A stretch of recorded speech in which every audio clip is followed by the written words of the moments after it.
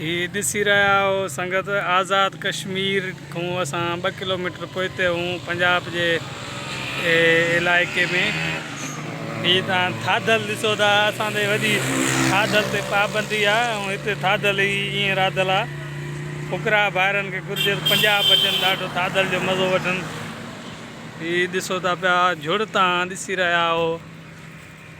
हाणे असीं वञूं था पिया कश्मीर जो बॉर्डर त बंदि आहे हिते, हितां 3 किलोमीटर आज़ाद कश्मीर, होॾे वञूं था। ही गाॾी असांजी तयारु थिए थी पई, सर्विस थिए थी पई गाॾी, पर कश्मीर वञूं था। ही थाधल ॾिसो, हिते थाधल आम जाम राधल आहे। फुकरा हुजे हा त वॾा मज़ा वठनि। ही थाधल हिते ईअं रोडनि ते राधल आहे। ही तव्हां ॾिसी रहिया आहियो थाधल। ही भंग आहे, भंग। संगत हिते हुजे त वॾा मज़ा वठे। ही रोडुनि ते ईअं राधल आहे। असांजे भंग ते वॾी पाबंदी आहे, पर हिते रोडुनि ते तव्हां ॾिसी रहिया आहियो। ही नज़ारो ॾिसो तव्हां, सरसब्ज़ मुल्क लॻो पियो आहे। कश्मीर जा पहाड़। ही असां कश्मीर जा, असांखे हिते पहाड़ वेझो आहिनि। गाॾी सर्विस थिए थी, उनखां पोइ वञूं था। 3 किलोमीटर ते आहे कश्मीर।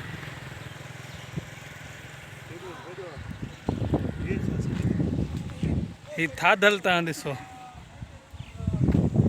ही थाधल आहे।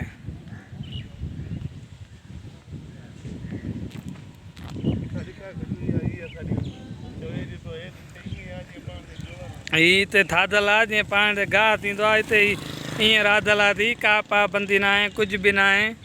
ऐं अफ़सोस जे हिते फुकरा भाउ घटि आहिनि जेके पीअण खाइण वारा हुजनि त वॾो थाधल जो मज़ो वठनि। हिते ही सवारी हिते वॾी हले थी पई पंजाब में, कश्मीर में। हीअ सवारी ही तव्हां ॾिसी रहिया हूंदव, जेतिरे ते नज़र तव्हांजी कुटंदी रुग थाधल थाधल राधल आहे।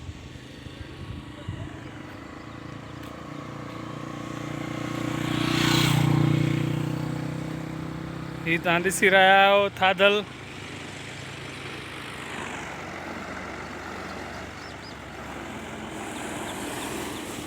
ही तव्हां नज़ारा ॾिसी रहिया आहियो। ही साम्हूं मंगला डैम जेकी तव्हां ॿुधी आहे, साम्हूं आहे मंगला डैम।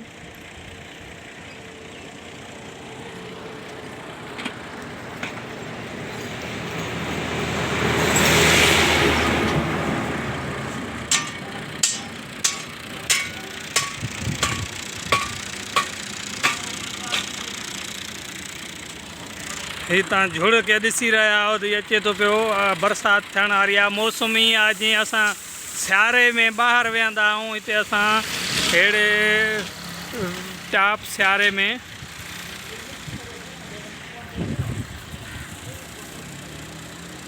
मौजूदु आहियूं। ही तव्हां ॾिसो था पिया नज़ारा।